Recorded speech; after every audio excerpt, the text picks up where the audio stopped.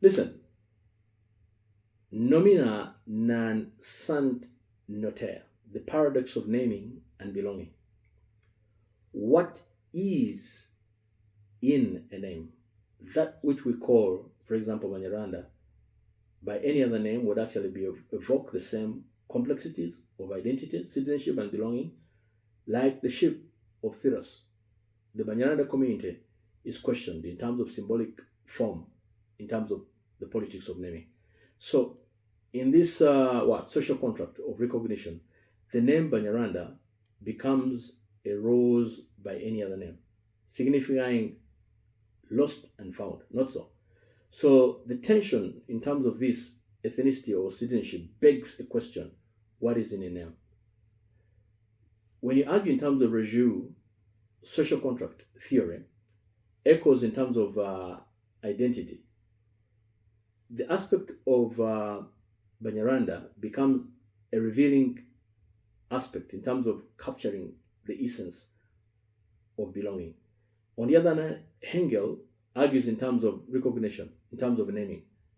He argues that the name Banyarwanda, in terms of jurisprudence, becomes symbolic in form, in terms of a framework that shapes their own reality.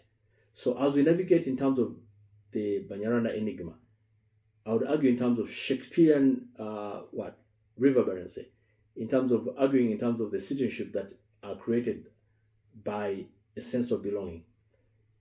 In this inquiry, we have to argue in terms of the ontology of belonging. We find that the name, in terms of the thing, a signifier of identity, ethnicity, and citizenship. The Banyarwanda question becomes a microcosm in terms of understanding the recognition and the very fabric of belonging. Ultimately, in terms of naming and belonging, it invites us to ponder that is in a name as a reflection of reality in terms of construction of our imagination. Now, the conundrum surrounding the amendment, for example, of Article 10 of the Constitution and Section 12 of the Citizenship Act to include the Banyarwanda community raises profound questions about identity and citizenship and ethnicity. The debate revolves around whether the specific mention of Banyarwanda or use of a more, encompassing term, revolving tribes or communities. This dilemma underscores the significance of naming and categorizing in shaping societal, political, and even legal realities. The significance of naming, the phrase "what is in a name," echoes, as I said, Shakespearean Romeo and Juliet, highlighting the tension between the nominal and the essential. In this context, the name Banyarwanda carries cultural, historical, and identity-specific, connotations. It signifies the distinction in terms of ethnic group originating from Rwanda, yes, yet many Ugandan-born individuals of Rwanda descent are actually excluded in the 1926 or 28. So we argue ethnicity versus citizenship. International law recognizes ethnicity as an inherent aspect of human identity, protected under various conventions, for example, such as the UN Convention or the UN Declaration on Rights of Indigenous Peoples, the International Convention on Elimination of All Forms of Racial Discrimination. And then, if you argue in terms of municipal law, please understand that, however, governing the aspect of municipal law, you need to comprehend that citizenship by descent is governed by municipal law.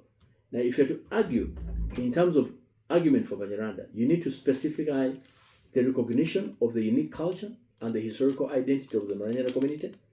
You need to clarify and avoid ambiguity and any issues of targeted inclusion. You need to understand international precedents that other countries have actually recognized to specific ethnic groups within their citizenship laws. And you need also to argue in terms of arguments that would perhaps not make a case for the Banyarwanda. But if you're to argue on the other side, you could argue in terms of exclusivity. Many are tribes from outside in terms of stigma. They would argue in terms of stigma, in terms of overemphasis. They would argue in terms of ethnicity. And in terms of revolving, they would argue in terms of different communities. So, using a broader term that would encompass inclusivity, would encompass diverse groups, avoiding exclusivity, would encompass flexibility, accommodating evolving social dynamics and identity shifts, would encompass neutrality in terms of reducing potential stigma and ethnic tensions. However, this approach might also engage or lead to dilute specificity in terms of losing focus on the Banyarwanda community as distinction would arise. It would also create ambiguity, for example, in terms of blurring the lines between different ethnic groups.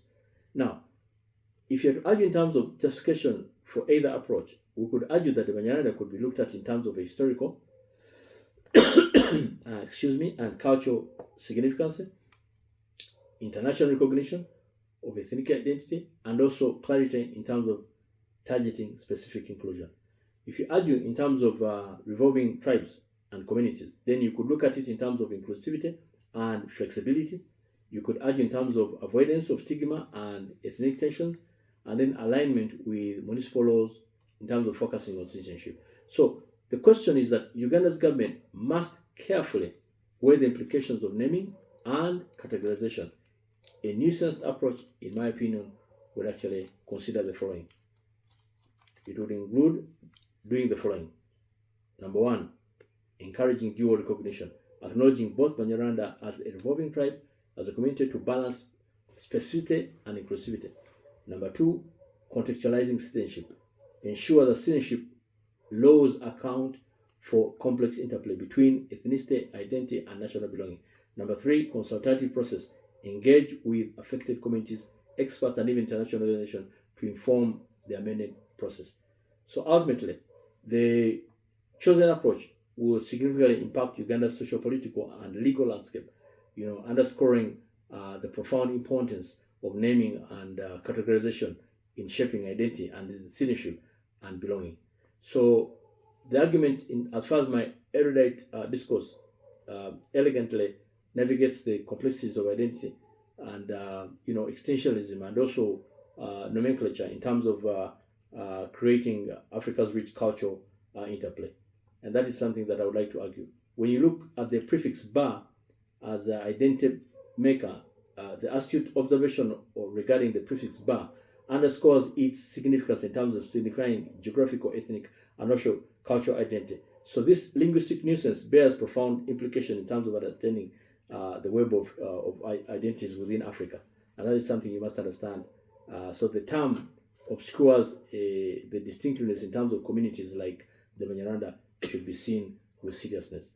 And the existential question and African identity also comes into play. Helmet's iconic "to be or not to be" conundrum resonates deeply with Africa's existential debates in terms of what should be the question, as far as philosophers like Kwame Nkrumah, Julius Nyerere, or Kobe Bite, they have actually grappled with these questions of emphasizing the need to reclaim and redefine African identity. So nomenclature becomes of essence in terms of speciesism, or what they call synthesis. So my inquiry in terms of this dispensation would in essence engage nomenclature in terms of pondering whether such do's or don'ts would actually create debates that we're having today. So it's important to reinforce historical and cultural ties. It's important to create artificial boundaries and divisions, obscure nuisances within diverse communities, and also facilitate political manipulation and also control. So the challenge that Uganda, as a government, as a dilemma for Uganda, is that the Ugandan government desire to address through this political expediency underscores the tensions between pragmatic governance and also existential complexity. So we could also argue in terms of policy dissensions and also in terms of imperative acknowledgement of such diversity within communities like the Banyarwanda, as I said. And then we could also argue in terms of the legal and existential discourses. The argument here is that my conversation would embody a profound intersection of law, philosophy, and identity within these questions. in terms of challenging reductionist and also approaches of identity, and also unpacking the implications of aspects of nomenclature, and also exploring the interplay between culture, geography, and belonging, and also reclaiming African perspectives in terms of existence and identity. So this undertaking would find ourselves navigating this interplay in terms of culture, in terms of belonging, but also in terms of enriching our discussion for nomenclature as a far-reaching consequence of some of these issues. So that's what I would like to share. God bless you and thank you.